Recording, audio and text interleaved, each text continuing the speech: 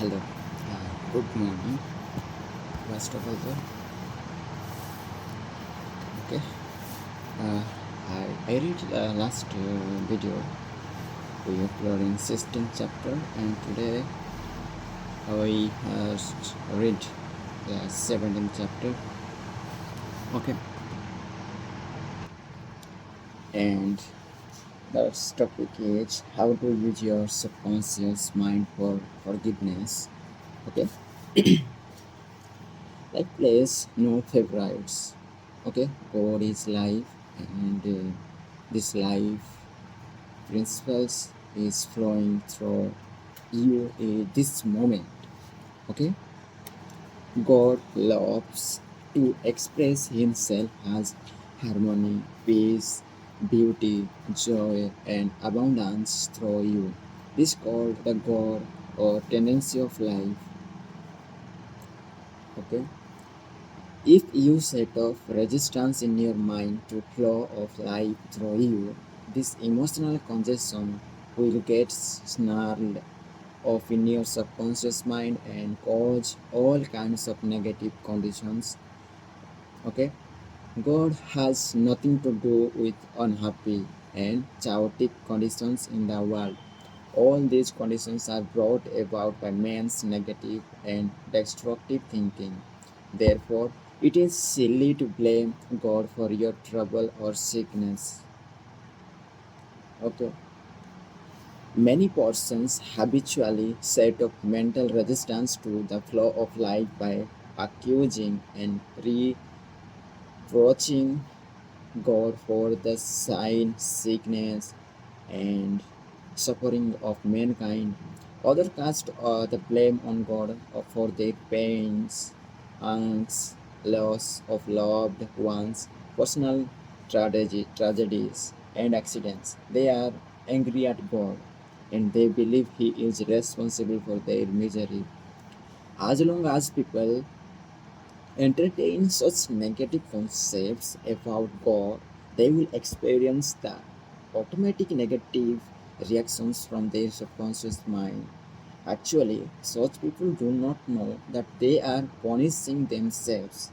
Okay, they are most see the truth, find, release, and give off all condemnation, resentment, and anger against anyone or any power outside themselves. Otherwise, they cannot go forward into a healthy, happy, or creative activity. The minute these people entertain a God of love in their minds, hearts, and when they believe God is their loving Father who watches over them, cares for them, guides them, sustains and strengthens them. This concept and belief about God or the life principle will accepted by their subconscious mind. They will find themselves blessed in countless ways. Life always forgives you. Life forgives you when you cut your finger. The subconscious intelligence within you sets about immediately to repair it. New cells build bridges over the cut. Should you take some taint put by error, life forgives you and causes you to regurgitate in order to preserve you. If you burn your hand, the life principle reduces the edema and the congestion and gives you new skin tissue and cells. Life holds no grudges against you. It is always forgiving you. Life brings you back to health, vitality, harmony, and peace if you cooperate by thinking in harmony with nature. Negative, hurtful memories, bitterness, and ill will clutter off and impede the free flow of life principle in you. How you banished that feeling of guilt. I knew a man who worked every night until about 1 o'clock in the morning. He paid no attention to his two boys of his wife. He was okay. He was always too busy working hard.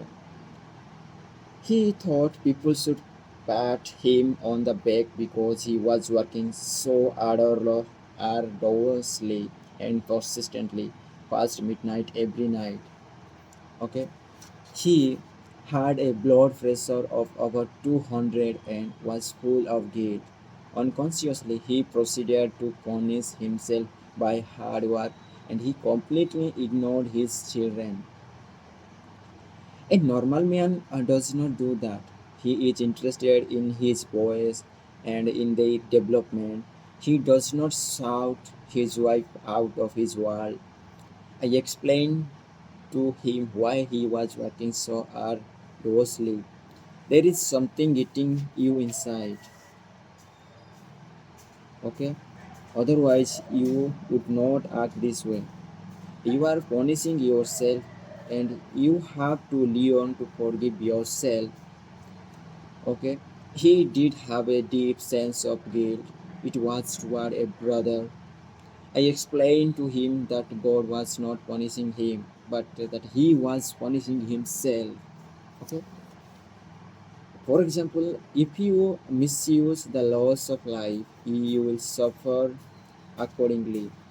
If you put your hands on a naked charged wire, you will get burned. The forces of nature are not evil. It is your use of them that determines whether they have a good or evil effect. Electricity is not evil. It depends on how you use it, whether to burn down a structure or light up a home. The only sign is ignorance of the law. Okay? And the only punishment is the automatic reaction of man's misuse of law. If you misuse the principle of chemistry, you may blow off the office or the factory. If you strike your hand on a board, you may cause your hand to bleed. The board is not for the purpose. Its purpose make to lean upon or to support your feet. This man realized that God does not condemn or punish anyone, and that all this suffer was due to the reaction of his subconscious mind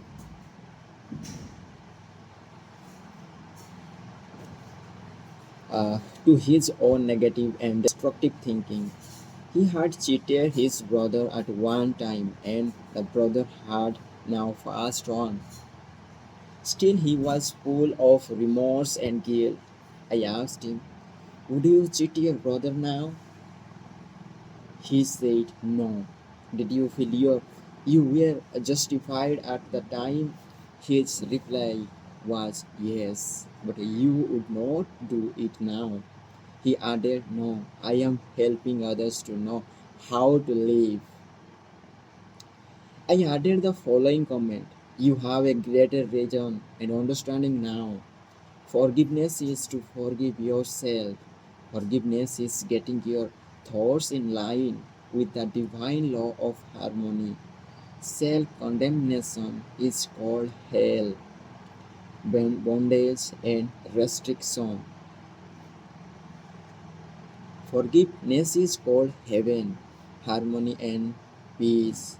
The burden of guilt and the self condemnation was lifted from his mind, and he had a complete healing. The doctor tested his blood pressure, and it had become normal. The explanation was the cure. A murderer learned to forgive himself. A man who murdered his brother in Europe visited me many years ago. He was suffering from great mental anguish and torture, believing that God must punish him. He explained that his brother had been having an affair with his wife and that he had shot him on the spur of the moment. This had happened about 15 years previous to his interview with me. In that meantime, this man had married an American girl. and had been blessed with three lovely children. He was in a position where he helped many people and he was transformed man. My explanation to him was that physically and psychologically he was not the same man who sought his brother. Since scientists inform us that every cell of our bodies changes every 11th month. Moreover, mentally and spiritually, he was a new man. He was now full of love and goodwill for humanity. The old man is continued, committed the crime 15 years before was mentally and spiritually dead. Actually, he was condemning an innocent man. This explanation had a profound effect upon him, and he said it was as if a great weight that had been lifted from his mind. He realized the significance of the following truth in the Bible. Come now, let us the reason together. Praise the Lord. Though your sins be as scarlet, they shall be as white as snow. Though they be red like a crimson, and they shall be as wool is sad. Okay, criticism cannot hurt you without your consent. A school teacher told me one associate criticized a speech she had given, saying to her that she spoke too fast and she swallowed some of her words. She could not be heard. Her direction was poor and her speech ineffective. This teacher was furious and full of resentment toward her critic. She admitted to me that the criticism were just. Her first reaction was really childish, and she agreed that the latter was really a blessing and a marvelous corrective. She proceeded immediately to supplement her deficiencies in her speech by enrolling in a course in public speaking at City College. She wrote and thanked the writer of the note for her interest, expressing appreciation for her conclusions, and finding which enabled the teacher to correct the matter at once. How to become compassionate? Suppose none of the things mentioned in the letter had been true of the teacher. The letter would have realized that her class, her class materially had upset and prejudice, superstition, or narrow sectarian beliefs of the writer of the note, and that a psychologically ill person was simply pouring forth her resentment because a psychological boil had been poured. To understand this fact is to become compassionate. The next logical step would be pray for other person's peace, harmony, and understanding. You cannot be hurt when you know that you are master of your thoughts, reactions, and emotions. Follow thoughts, and you have the power to reject all thoughts which may disturb or upset you. Left the altar. Some years ago, I visited a church to perform a marriage ceremony. The young man did not appear, and at the end of 2 hours, the bride to be shed a few tears and then said to me, I prayed for divine guidance. This might be the answer for her never health. That was her reaction. Faith in God and all things good. She had no bitterness in her heart because, as she said, it must it must not have been right action because my prayer was for right action for both us. Someone else having similar experience would have gone into a tantrum, have had an emotional fit, required sedation, and perhaps needed hospitalization. Tune in with the infinite intelligence with your subconscious depths, trusting the answers in the same way that you trusted your mother when she held you in her arms. This is how you can acquire poise and mental and emotional health. It is wrong to marry. Sex is evil and I am evil. Some time ago, I talked to a young lady aged 22. She was taught that it was to sign, to dance, to play cards, to swim, and to go out with men.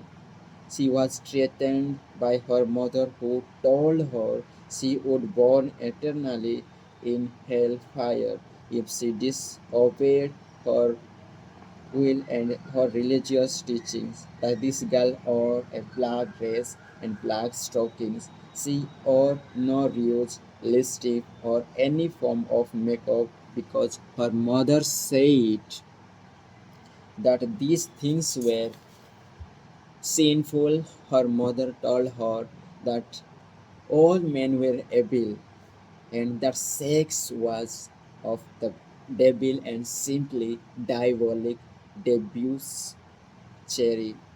This girl had to learn how to forgive herself as she was full of guilt. To forgive means to give her. She had to give up all these false beliefs for the truths of life and new estimate of herself. When she went out with young men in the office where she worked, she had a deep sense of guilt and thought that God would punish her. Several eligible young men proposed to her, but she said no to me, no. Say to me, it was wrong to marry. Sex is evil and I am evil. This was her conscience, her early conditioning speaking. She came she came to me once weekly for about 10 weeks, and I taught her the working of the conscious and subconscious mind as set forth in this book. This young girl gradually came to see that she had been completely brainwashed, mesmerized, and conditioned by an ignorant, superstitious, bigoted, and frustrated mother. She broke away completely from her family and started to live a wonderful life. Okay? At many suggestions, she dressed up and had her hair attended to. Uh, she took lessons in dancing from a man, and she also took driving lessons. She learned to swim, play cards, had a number of dates. She began to love life. She prayed for a she prayed for a divine companion by claiming that infinite spirit would attract to her a man who harmonized with her thoroughly. Eventually, this came to pass as she left my office one evening. There was a man waiting to see me, and I casually introduced them. They are now married and harmonized with each other specifically and perfectly. Forgiveness is necessary for healing. And when ye stand praying, forgive if ye have aught against any. Forgiveness of others is essential to mental peace and radiant life. You must forgive everyone who has ever hurt you. If you want perfect health and happiness, forgive yourself by getting your thoughts in harmony with divine law and order. You cannot really forgive yourself completely until you have forgiven others past. To refuse to forgive yourself is nothing more or less than spiritual pride or ignorance. In the psychosomatic, psychomatic field of medicine today, it is being constantly stressed that resentment, condemnation of others, remorse, and hostility are behind a host of maladies ranging from art, arthritis to cardiac disease. They point out that these sick people who were hurt, mistreated, deceived, or injured were full of resentment and hatred for those who hurt them. This caused inflamed and festering wounds in their subconscious mind. There is only one remedy. They have to cut out and discard their hearts, and the one and only sure way to forgiveness. Okay? Forgiveness is love in action. The essential ingredient in the art of forgiveness is the willingness to forgive. If you sincerely desire to forgive the other, you are 51% over the hurdle. I feel sure you know that to forgive the other does not necessarily mean that you like him or want to associate with him. You cannot compel to like someone, neither can a government legislate God will, love, peace, and tolerance. It is quite impossible to like people because someone in Washington issues an edict to that effect. We can, however, love people without liking them. Okay, the Bible says, "Love ye no one another." This anyone can do that really wants to do it. Love means that you wish to for the other's health, happiness, peace, joy, and all the blessings of life. There is only one prerequisite, and that is sincerity. You are not being magnanimous when you forgive. You really being selfish because what you wish for